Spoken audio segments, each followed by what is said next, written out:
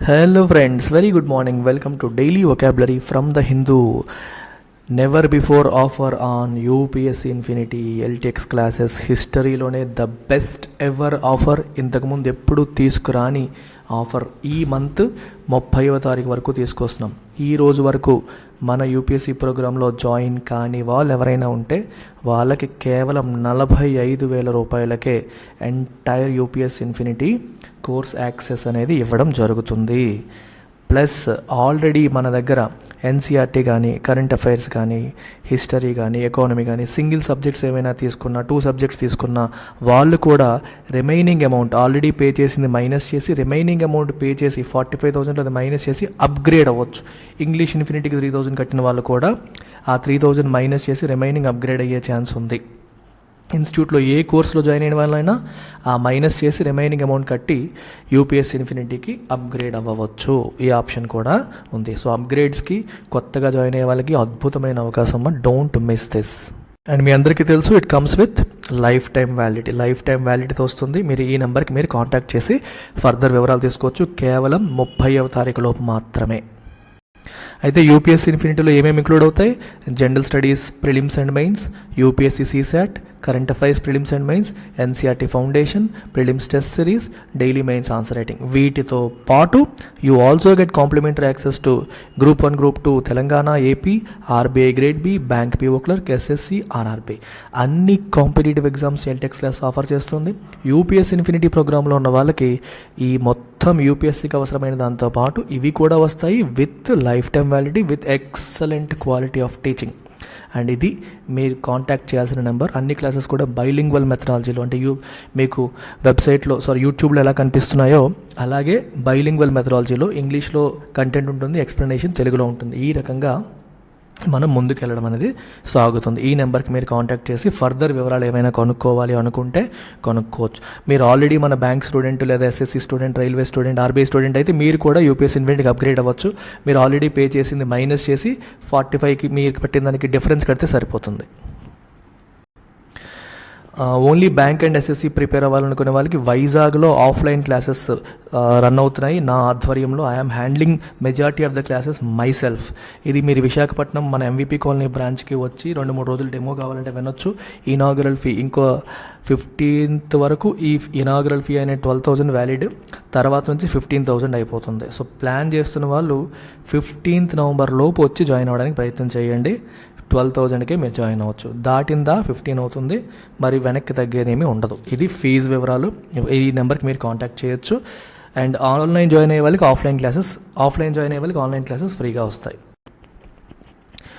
Only English మాత్రమే trouble అనుకునే వాళ్ళకి మన ఇంగ్లీష్ ఇన్ఫినిటీ కూడా ఉంది. కేవలం 3,000 రూపాయలు పే చేసి ఓన్లీ ఇంగ్లీష్ క్లాసెస్ వినొచ్చు. లేదా ఆఫ్లైన్ రాలేని అనుకునే వాళ్ళకి ఆన్లైన్ కోర్సెస్ కూడా ఉన్నాయి. ఇక్కడ కనిపిస్తున్న ఏదన్నా మీరు తీసుకోవచ్చు.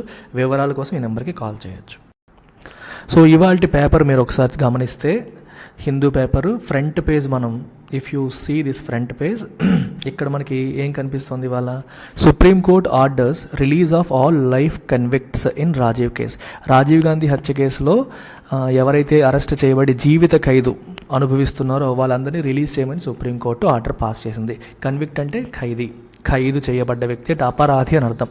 నేరం నిరూపితమయ్యి, తప్పు నిరూపితమయ్యి, whose guilt has been proven, కోర్టులో తీర్పు వచ్చేసింది, తప్పు చేశారని శిక్ష పడిన వ్యక్తులు మనం కన్విక్ట్స్ అంటాం. వాళ్ళందరినీ రిలీజ్ చేయమని సుప్రీంకోర్టు ఆర్డర్ పాస్ చేసింది. సో దీనికి వెనకాల స్టోరీ అంతా కూడా మనకి కరెంట్ అఫైర్స్ క్లాసుల్లో యూపీఎస్సీ హిందూ ఎనాలిసిస్లో వాటిలో మీకు డీటెయిల్డ్ కరెంట్ అఫైర్స్ అండర్స్టాండింగ్ వస్తుంది. ఇక్కడ I'm focusing only on the vocabulary here. అలాగే చూడండి, ఇక్కడ centres silence on judicial postings condemnable అని చెప్పి సుప్రీంకోర్టు అన్నది. కండెమ్నబుల్ అంటే ఖండించదగ్గది.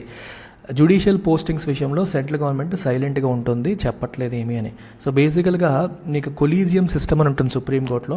సో కొలీజియం సిస్టమ్ రికమెండ్ చేస్తుంది ఎవరిని ప్రమోట్ చేయాలి, ఎవరిని ఏం చేయాలని. అయితే రికమెండేషన్స్ని అప్రూవ్ చేసి డెసిషన్ చెప్పాల్సిన బాధ్యత సెంట్రల్ గవర్నమెంట్ పైన ఉంటుంది. సెంట్రల్ గవర్నమెంట్ ఏంటంటే తన ఒపీనియన్ చెప్పట్లేదు, పోనీ తనకేమైనా సందేహాలు, రిజర్వేషన్స్ ఏమన్నా ఉంటే అవి చెప్పట్లేదు. చూడండి, రిజర్వేషన్ అనే పదానికి ఇక్కడ మీరు గమనిస్తే ఇక్కడ రిజర్వేషన్ అనే పదాన్ని వాడారు. చూడండి, వెరీ ఇంట్రెస్టింగ్ వర్డ్ ఇది. Government neither appoints the persons Nar communicates it's reservation. మేము చెప్పిన వాళ్ళని అపాయింట్ చేయట్లేదు, ఒకవేళ తనకి ఏమైనా సందేహాలు అనుమానాలు ఉంటే అవి చెప్పట్లేదు. ఇక్కడ రిజర్వేషన్స్ అంటే అనుమానాలు సందేహాలు అని అర్థం అనమాట. మనకి తెలిసిన రిజర్వేషన్ ఒక మీనింగ్, ఇది రెండో మీనింగ్. ఈ మీనింగ్ కూడా మనం గమనించాలి. సో ఓకేనా. తమిళనాడు సీఎం వెల్కమ్స్ వర్డిక్ట్, ఈ తీర్పుని మేము స్వాగతిస్తున్నాము అని చెప్పి తమిళనాడు సీఎం ప్రకటించారు. ఏ తీర్పుని? సుప్రీంకోర్టు వీళ్ళు రిలీజ్ చేయడం అనే తీర్పుని. సో ఇక్కడ ఏం జరిగిందంటే మనకి గవర్నర్కి కూడా పార్డనింగ్ పవర్స్ ఉంటాయి. కాకపోతే ఏంటంటే స్టేట్ క్యాబినెట్ ఏదైతే చెప్తుందో, స్టేట్ క్యాబినెట్ పాస్ చేసిన రెజల్యూషన్ని వాళ్ళు అప్రూవ్ చేయాలి. మీరు ఇక్కడ మీరు గమనిస్తే ఒక మంచి, ఇక్కడ చూడండి, governor bound by the advice of cabinet in such cases says bench refers to remission granted to co-convict Perarivalan who was freed up by top court in May by exercising its extraordinary powers. So బేసిక్గా ఏం జరుగుతుందంటే cabinet resolution తీసుకొని వాళ్ళకి remission ఇవ్వాలి. Remission అంటే మీకు తెలుసు కదా, వాళ్ళ యొక్క సెక్షన్ తగ్గించడం ఎట్లాంటి అనమాట. వాళ్ళు ఏమైనా చెప్తే governor is bound by that. Pardoning powers గవర్నర్కి ఉన్నప్పటికీ they are bound by the advice of the cabinet. Cabinet ఇచ్చిన అడ్వైస్ని వాళ్ళు ఫాలో అవ్వాలి. ఆ పవర్ అర్థం అదనమాట. అలాగే మనకి అక్కడ ప్రెసిడెంట్ కూడా అంతే. కౌన్సిల్ ఆఫ్ మినిస్టర్స్ లేదా క్యాబినెట్ రెజల్యూషన్ యొక్క అడ్వైస్ని వాళ్ళు ఫాలో అవ్వాల్సి ఉంటుంది. కాకపోతే ఇక్కడ గవర్నర్ ఏ డెసిషన్ తీసుకోకుండా అలా వాయిదా వేస్తూ వస్తున్నారు. ఇప్పుడు సుప్రీంకోర్టు ఏం చెప్పిందంటే రిలీజ్ చేసేసింది అందరినీ. మీరు అంతకాలం వాయిదా వేయడానికి కుదరదు అన్నట్టుగా చెప్పింది సుప్రీంకోర్టు. సో నెక్స్ట్ పేజ్లో మనం చూస్తే you can see this word. ఇక్కడ చూడండి, day after scuffle on JNU campus. Scuffle అంటే గొడవ. మనకి గొడవ అనే పదాలు వస్తూనే ఉంటాయి రోజుని. స్కఫుల్ అంటే గొడవ. జేఎన్యూ క్యాంపస్లో గొడవ అయిన ఒక రోజు తర్వాత పోలీస్ ఫైల్ 2 FIRs, పోలీసులు 2 FIRs ఫైల్ చేశారు.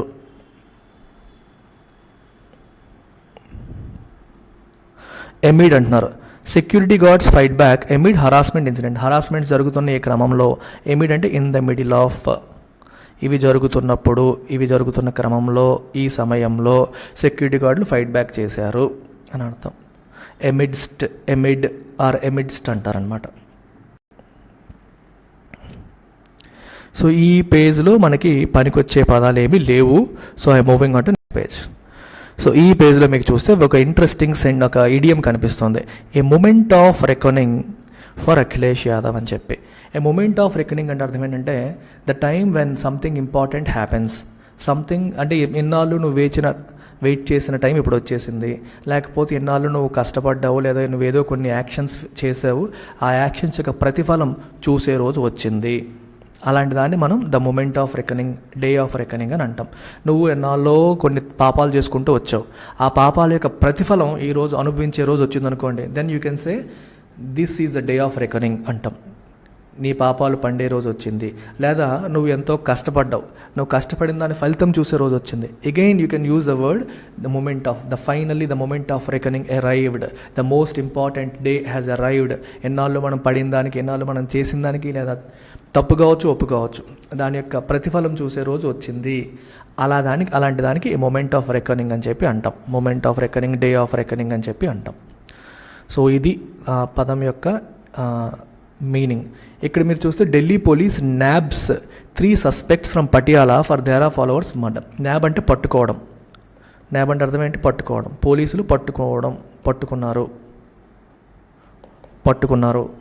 3 సస్పెక్ట్స్ అంటే అనుమానితుల్ని పటియాలా నుంచి పట్టుకున్నారు. దేరా బాబా యొక్క ఫాలోవర్ని చంపేశారు. నిన్నటి న్యూస్లో చూసాం. ఆ చంపేసిన వాడిని పట్టుకోవడానికి ప్రయత్నం చేస్తుంటే 3 అనుమానితుల్ని పట్టుకున్నారనమాట పోలీసులు.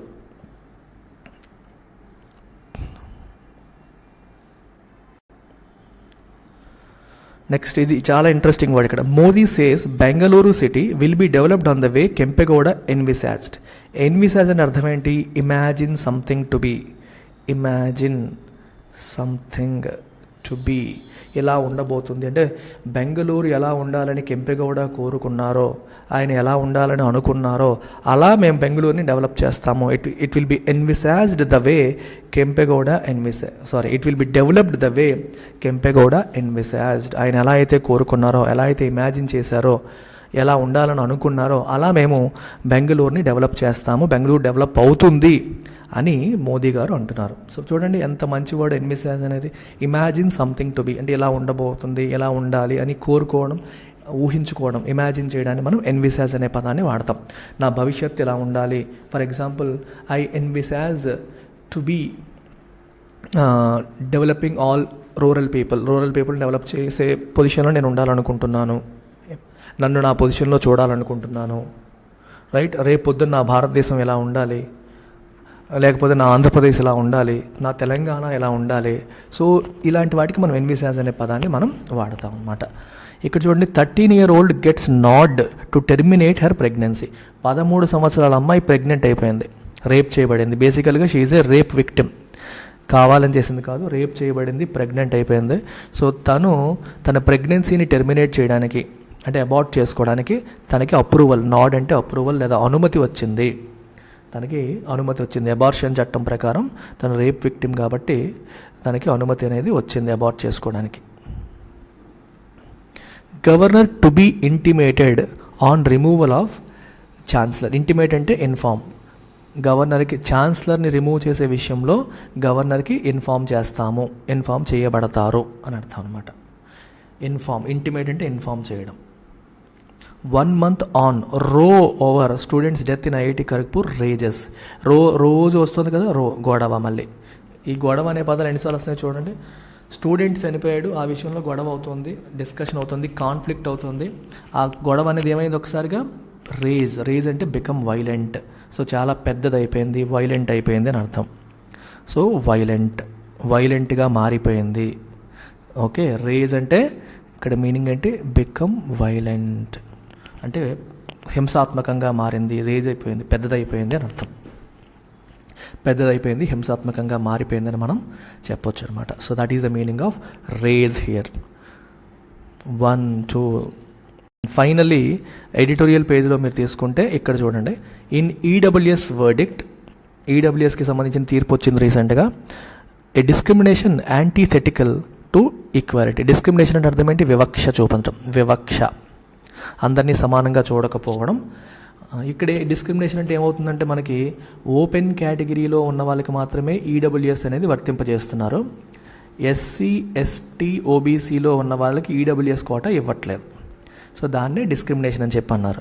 And that is antithetical to equality. Antithetical అంటే కాంట్రరీ టు లేదా ఆపోజిట్ టు. ఈక్వాలిటీ కదా ఆపోజిట్, ఈక్వాలిటీకి ఆపోజిట్గా జరుగుతుంది. మీరు ఎకనామిక్ క్రైటీరియా ప్రకారం రిజర్వేషన్ ఇవ్వాలనుకుంటే అన్ని వర్గాల్లో ఉన్న పేదలకి ఇవ్వండి, ఓన్లీ ఓపెన్ కేటగిరీలో ఉన్న పేదలకు మాత్రమే ఎందుకు ఇస్తారు, అది ఈక్వాలిటీ నామ్ని వైలేట్ చేస్తున్నట్టు అని మీనింగ్ అనమాట అని ఈయన మద్రాస్ హైకోర్టులో ప్రాక్టీస్ చేస్తున్న ఈ అడ్వకేట్ చెప్తున్నారు. మన కరెంట్ అఫైర్స్ క్లాసెస్లో, యూపీఎస్సీ కరెంట్ అఫైర్స్ క్లాస్లో ఇలాంటి ఎడిటోరియల్స్ అన్ని డీటెయిల్డ్గా శ్రీనివాస్ సార్ ఎక్స్ప్లెయిన్ చేస్తారు. ఓకేనా, అందుకే మీరు ఫుల్ ఫ్లెడ్జ్డ్ కోర్సులో ఉంటే ఇవన్నీ నేర్చుకోవచ్చు యూపీఎస్సీ పాయింట్ ఆఫ్ వ్యూలో. ప్రస్తుతానికి వొకాబులరీ పాయింట్ ఆఫ్ వ్యూలో యాంటీథెటికల్ అంటే ఆపోజిట్ టు లేదా కాంట్రరీ టు అనే మీనింగ్ వస్తుంది. డిస్క్రిమినేషన్ అంటే వివక్ష, వర్డిక్ట్ అంటే తీర్పు, మీకు ఆల్రెడీ తెలిసిన పదాలే. ఇది చూడండి, autonomy oils the wheel of higher education excellence. ఇది చాలా ఈజీ పదం. ఇప్పుడు ఒక బండి వెళ్తుంది అనుకోండి, ఆ చక్రాలు కొన్నిసార్లు వెళ్ళట్లేదు, కదలట్లేదు, ఏం చేస్తాం, చక్రాల్లో ఆయిల్ వేస్తాం, అప్పుడు స్మూదన్ అవుతుంది. స్మూదన్ అయ్యి ఈజీగా ముందుకు వెళ్తూ ఉంటుంది, అంతేనా.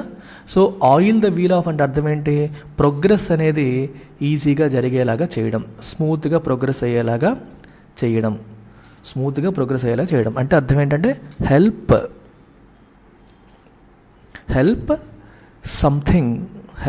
సంథింగ్ టు గో స్మూత్గా వెళ్ళేలాగా చేయడం అనమాట. దాన్ని ఆయిలింగ్ ద వీల్ అంటాం. ఏది, అటానమీ అంటే అర్థం ఏంటి, ఎవరి నిర్ణయాలు వాళ్ళు తీసుకోగలిగే అవకాశం. అటానమస్ ఇన్స్టిట్యూషన్స్ అంటాం చూడండి. అటానమస్ ఇన్స్టిట్యూట్ అంటే ఎక్కువ రెగ్యులేషన్ లేకుండా వాళ్ళంతటా వాళ్ళే నిర్ణయాలు తీసుకునే అవకాశాలు ఇచ్చారనుకోండి, అది హైయర్ ఎడ్యుకేషన్ ఎక్సలెంట్గా వెళ్ళేలాగా అది హెల్ప్ అవుతుంది. అది హైయర్ ఎడ్యుకేషన్ ఎక్సలెన్స్ సాధించడానికి హెల్ప్ అవుతుంది, స్మూత్గా ముందుకెళ్ళడానికి హెల్ప్ అవుతుంది. సో అటానమీ ఎక్కువగా ఇవ్వాలి, ఎక్కువ రెగ్యులేషన్స్ పెట్టకూడదు అనేది ఇక్కడ ప్రధానమైన ఉద్దేశం. ఓకేనా.